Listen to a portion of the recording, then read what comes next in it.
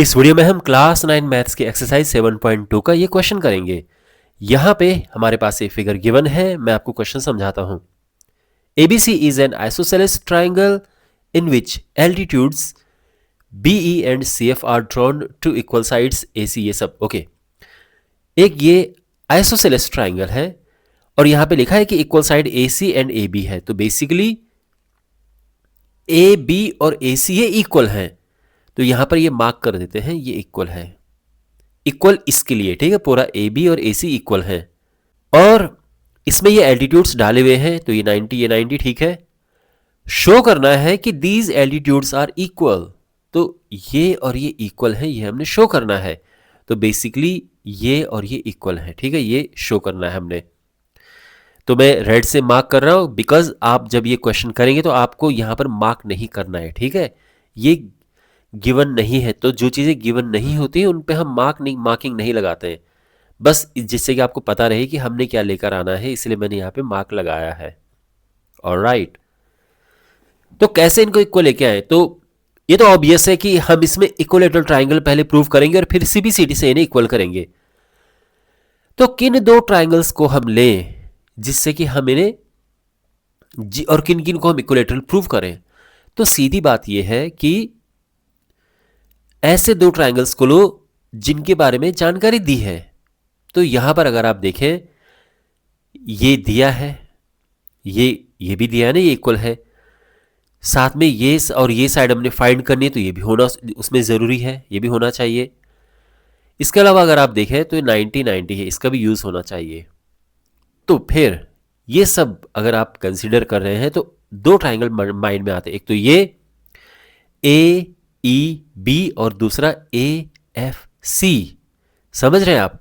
यानी एक तो ये रेड वाला ट्राइंगल और एक ये ग्रीन वाला ट्राइंगल। समझ रहे हैं? ये रेड ट्राइंगल और ये ग्रीन ट्राइंगल, इन दोनों ट्राइंगल्स को हमने कॉन्ग्रुएंट प्रूव करना है, ठीक है। तो हमेशा की तरह सबसे पहले इसको रफली सॉल्व कर देते हैं माइंड में, जिससे कि हमें एग्जैक्टली ये पता रहे कि लिखना क्या है।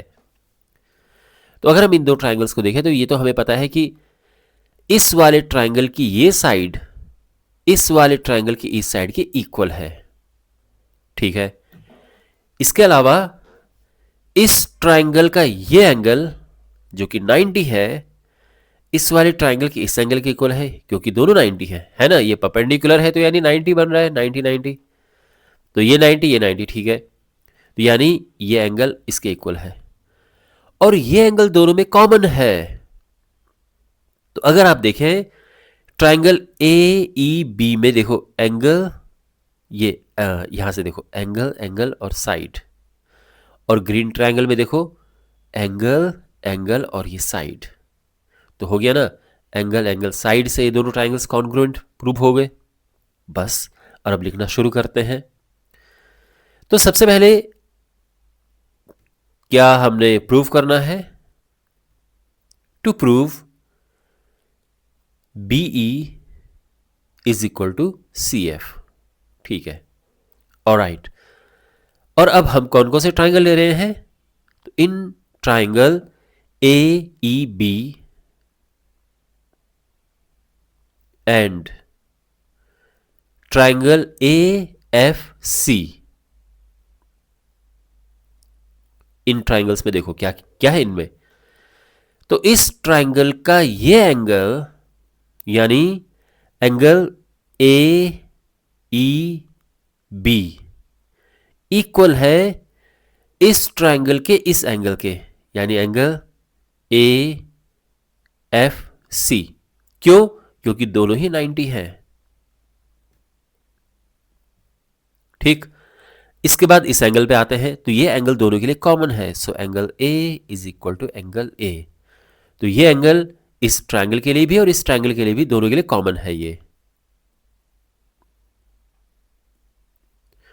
और इस ट्राइंगल की ये साइड इक्वल है इस ट्राइंगल की इस साइड के, ये क्वेश्चन में गिवन है, okay. So therefore triangle AEB is congruent to triangle AFC, और किस रूल से? एंगल साइड रूल से। Got it. तो ये दोनों ट्राइंगल यानी रेड ट्राइंगल ग्रीन ट्राइंगल की कॉन्ग्रुएंट प्रूफ हो चुके हैं।